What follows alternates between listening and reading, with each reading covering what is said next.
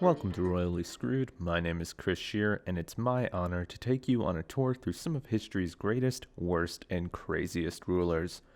On this week's episode, we are going to cover our most ancient ruler to date, Narmer, the man who united Upper and Lower Egypt and became the nation's first pharaoh. This show is always meant to be as historically accurate as possible.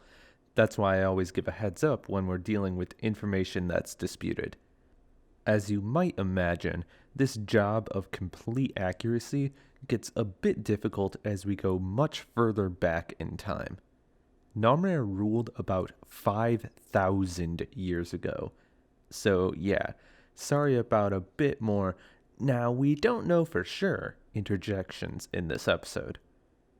As far as Egypt goes, which I'll get more into in a bit, there are a lot of rulers that tend to get a bit mythical the further in time we go back in history. There are also a lot of rulers, Narmer being one, whose actions are sometimes conflated with other rulers, both real and fictional. But I'm spoiling too much with even just that. We have a lot of information that needs to be explained before we even get to Narmer himself. So without further ado, let's begin the story. We're going way back in time to the late 4th millennium BCE, and Narmer unites Egypt. Probably.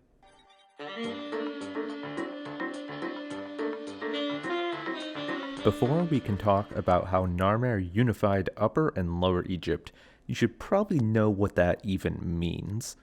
What exactly are Upper and Lower Egypt? The answer might actually surprise you because it's not as simple as Upper is Northern Egypt and Lower is Southern Egypt. In fact, it's the exact opposite. Upper Egypt is Southern Egypt and Lower Egypt is Northern Egypt. Why is it like this? Well, that's because the Nile River works a bit differently from most other major rivers in the world. While most rivers flow in a north to south direction, the Nile flows in a south to north direction. The source point of the Nile is much more disputed than most would probably think, but for the most part, its source is considered Lake Victoria in Central Africa. It then travels north and drains out into the Mediterranean Sea. Rivers follow the path that is downhill. It just so happens that downhill for most rivers means flowing south. It's possible for a river to flow in any direction. But enough about how water works. If you lived in ancient Egypt and did not know the modern distinction between north and south, it would make sense to base directions on the direction in which your major source of water is flowing. Therefore, Upper in this case refers to an Egypt where the Nile flows into, and Lower refers to the end of the Nile. We'll get more into what exactly differentiated these two lands later. The period of time we're dealing with at this point is called pre-dynastic Egypt. Once Narmer unified Upper and Lower Egypt, he would begin the first dynasty. There would go on to be 31 dynasties throughout ancient Egyptian history, with 2 more during the period of Greco-Roman rule over Egypt in the latter half of the 1st millennium BCE. The pre-dynastic era, essentially the start of Egypt as a culture, can trace its origins to the end of the Stone Age. Yeah, Egypt is old, older than ancient Greece and most of the Mesopotamian empires. This period would last roughly from about 6000 BCE to 3100 BCE. Most archaeological excavations from this period are found in what would have been Upper Egypt.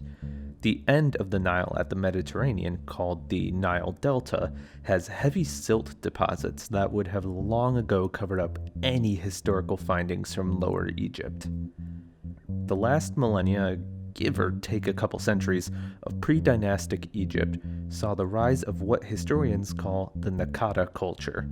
This period from about 4000 BCE to around 3000 BCE saw the rise of Egyptian culture from a Stone Age society to some semblance of the great historical culture we know. The Nakata culture is divided into 3 periods, which are named Nakata 1, Nakata 2, and Nakata 3. That last one is where we begin to see the names of historical kings being used, mostly due to another major development during this period: hieroglyphs. Obviously, writing is an important development to bring any culture from nothing into prominence.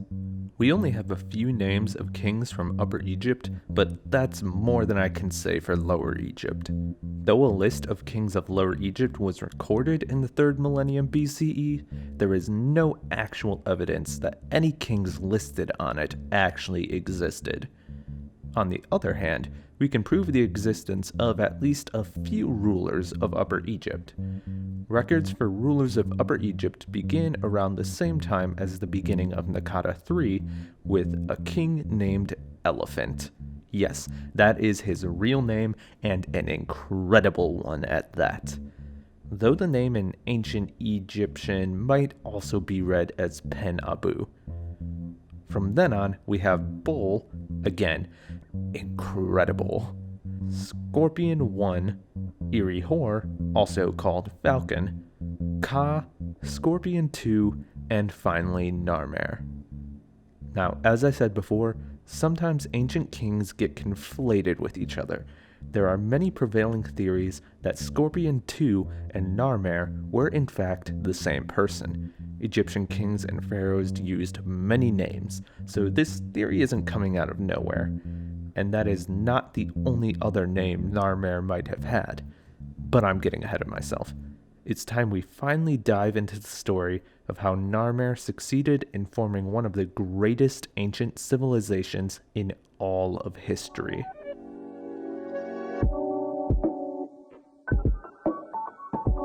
As previously stated, Narmer ruled Upper Egypt, also known as the Land of Reeds or the Sedge Land. That name will be important later.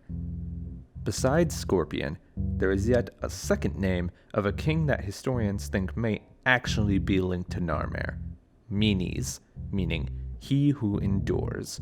Before we had any sort of actual historical knowledge via artifacts and archaeological digs, Menes was the name often attributed to the king who unified Upper and Lower Egypt.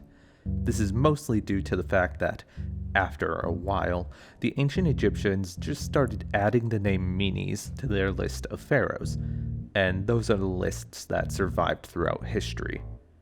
In the mythological stories of Menes, he received the role of pharaoh directly from Horus, the Egyptian god of kingship and the sky. And while I could go on and on about the stories of Horus, Royally Screwed is, after all, a show about actual rulers. But before we completely leave Horus behind for now, what is important about this story is that it would mean Menes would be the first human ruler of Egypt, as Horus and the previous rulers, according to mythology, were gods. Obviously, we now know that's a lie.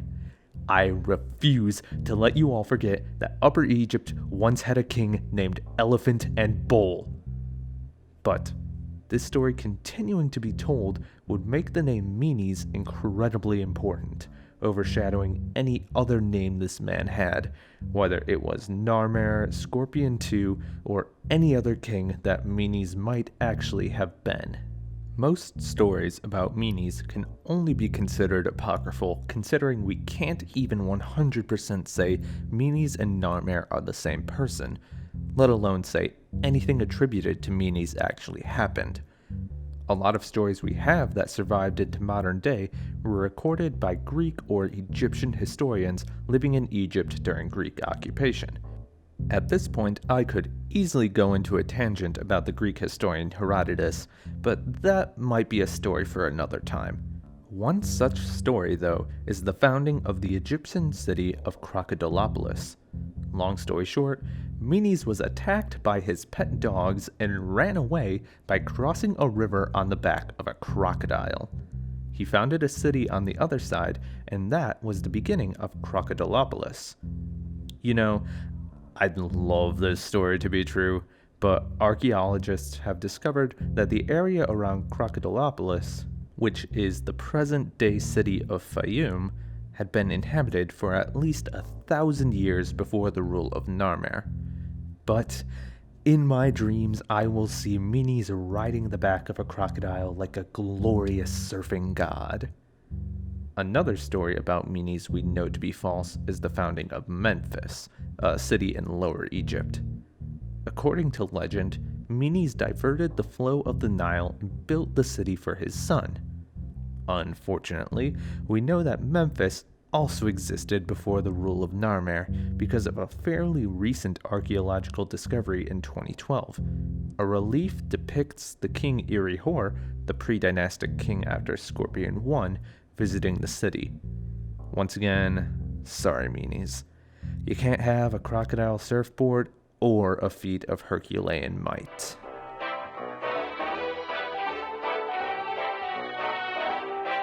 We'll get back to Minis once we actually get to the unification of Upper and Lower Egypt.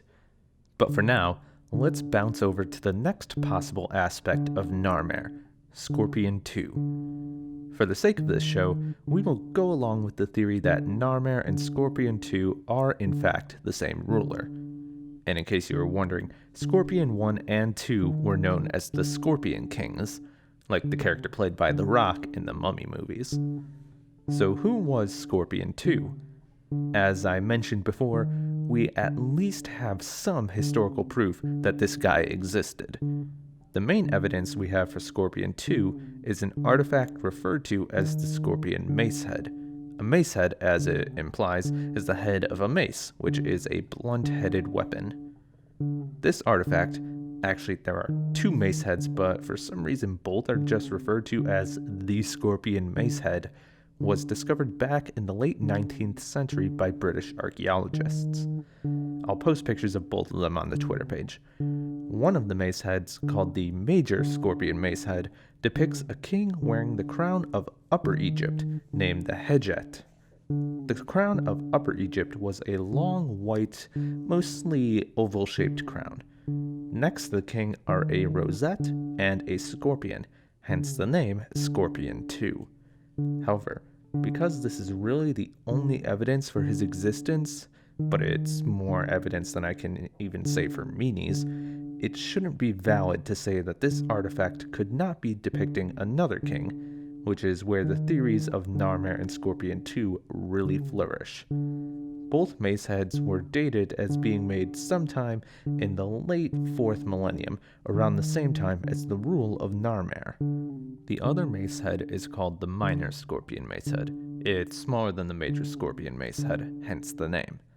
This artifact depicts an Egyptian king wearing the crown of Lower Egypt, called the Deshret. The Deshret is a tall red hat with a protruding ornamental piece that slightly resembles a coiled snake tongue. This mace head also has the same rosette and scorpion as the Major Scorpion Mace Head. The fact that a king was shown wearing both crowns is actually very important. Upper and Lower Egypt were two different nations. If you were king of one, you were not the king of the other, unless you had somehow managed to bring both nations together. Then you would end up being both the king of Upper and Lower Egypt, the one consistent through line of Minis, Scorpion II, and Narmer. Other than the mace heads, another attested basis for the existence of Scorpion II are two tombs. One is located in the ruins of Abydos, and another near the ruins of Nekhen, the ancient capital of Upper Egypt. And, fun fact, an excavation in Nekhen discovered what we believe to be the world's oldest zoo. What was in an ancient Egyptian zoo? It's assumed they kept hippos, elephants, antelopes, baboons, and wildcats. But back to the tombs. Both tombs depict scorpions made of ivory. And that's kind of it. Is that flimsy evidence? Maybe, but it's better than nothing, which is more than I can say for crockboarding Minis. So why even bring up Scorpion II if the only evidence of him are two artifacts and maybe a tomb? It is precisely that. I'm not trying to prove that there was a king named Scorpion II. The opposite, actually. All of this evidence further points out the prevailing theory that this second Scorpion King was not real, but just another name for Narmer. But it is evidence that someone who ruled both Upper and Lower Egypt actually existed. At one point, both nations were separate and had to be brought together.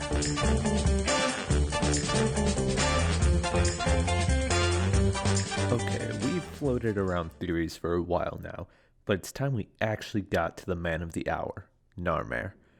So with the episode so far covering other names and apocryphal stories, let's get down to as much factual storytelling as we can. Who was Narmer? Well, believe it or not, based on the rest of the episode, we don't actually have that much information over the man himself. He ruled Upper Egypt either from Nekhen or Athenas. Nekhen, as you'll remember, is the location of one of the tombs attested to be the final resting place of Scorpion II. Athenas, on the other hand, was the capital of Egypt during the early dynastic period, so both are equally valid options for where Narmer was from. Like the Scorpion Mace head, there is a major relic associated with the reign of Narmer that heavily lends to the theory of Narmer uniting the two nations. This relic is called the Narmer Palette. It, also like the Scorpion Mace head, has two images depicting a king wearing the Hedjet of Upper Egypt and the Deshret of Lower Egypt. The palette also has some of the earliest discovered hieroglyphs carved on it. One grouping of hieroglyphs spells the name Narmer. Both images on the palette seem to show a king conquering his enemies. Before it became accepted that Narmer and Menes were one and the same, there was a prevailing theory that Narmer attempted to unify the two nations peacefully, but Menes succeeded with war and conquest. This relic, however, seems to indicate that Narmer, in fact, joined the two nations via conquest.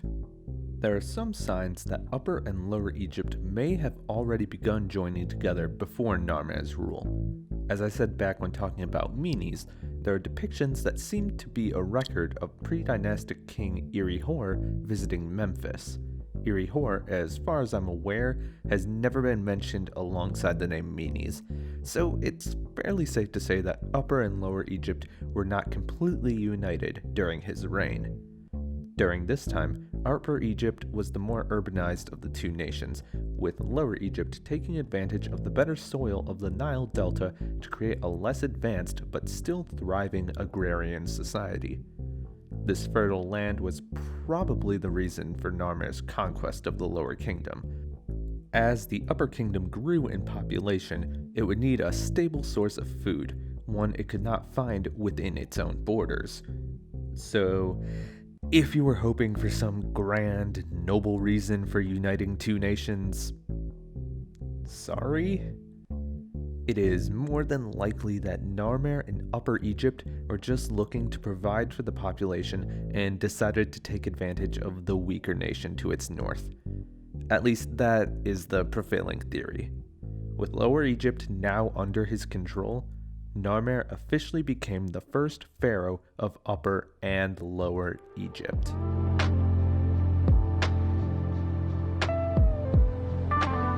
The term pharaoh is actually important. All pre-dynastic rulers of both Upper and Lower Egypt were referred to as kings. The term pharaoh is often only used to refer to the ruler of Egypt after the two kingdoms were united. As I've mentioned, pharaohs can have many names, but they also have many titles. Among those titles are Lord of the Two Lands and of the Sedge and Bee. Do you remember how I called Upper Egypt the Sedge Land? Sedge is a family of flowers, among which is the papyrus. The sedge was the symbol of Upper Egypt. And going from that, the bee was the symbol of Lower Egypt. I don't know why I couldn't find out. If someone does know, please tell me. Pharaohs further showed this unity with their choice of headwear, the skent. This headwear was quite literally the Hedjet and the Deshret joined together in one single crown. Now, Narmer was probably never referred to as pharaoh during his own lifetime. In fact, it would not be commonplace for a ruler to use the name pharaoh until almost 2,000 years after Narmer's death. Nonetheless, the idea of ruling over two united kingdoms is so ingrained into the idea of being a pharaoh that it only makes sense that the man who is responsible for that unification gets to hold the title, even if it's posthumously.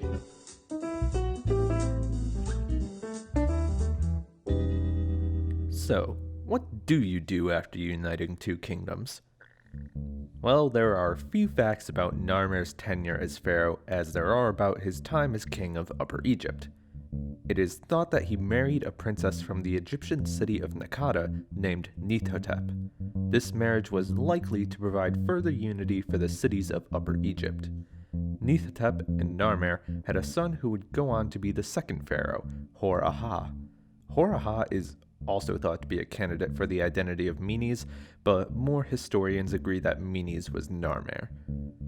After Narmer's death, but before Hor-Aha took the throne, some believe that Nithotep may have ruled over Upper and Lower Egypt due to the fact that her tomb is massive and very elaborate for a pharaoh's wife.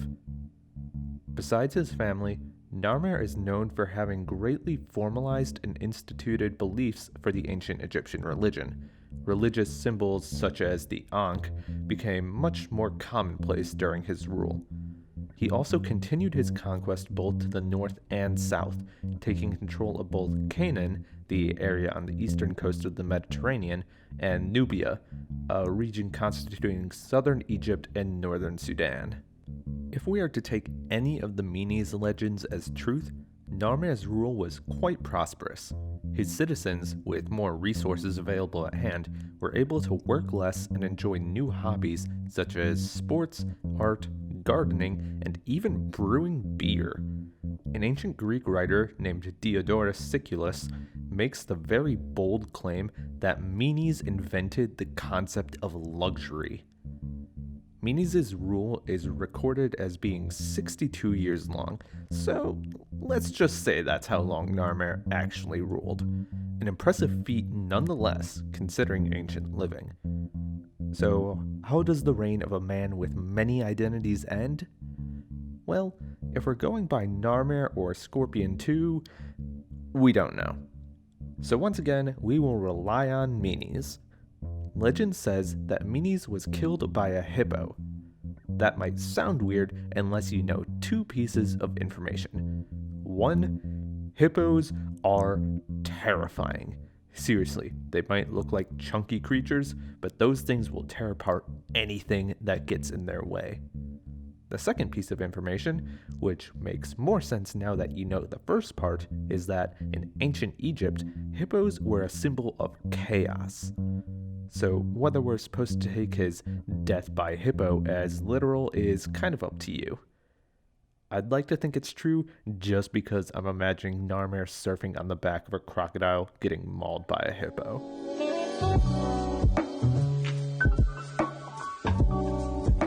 Even though facts over Narmer are scarce, it is undeniable that his accomplishments in his life, accomplishments here technically meaning conquest and war, helped set up one of the oldest and greatest nations the world has known.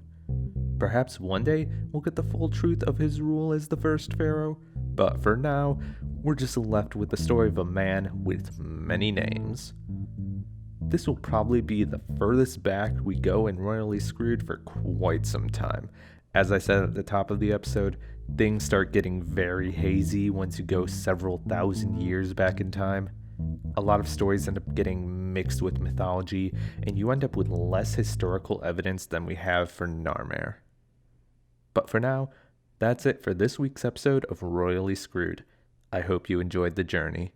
Next time, we're going from one great ancient civilization to another with Egypt's northern neighbor Greece, where you'll get to learn about a man named Pericles and his role in the democracy of Athens. I hope you'll join me then for another topsy-turvy look into history's most interesting rulers.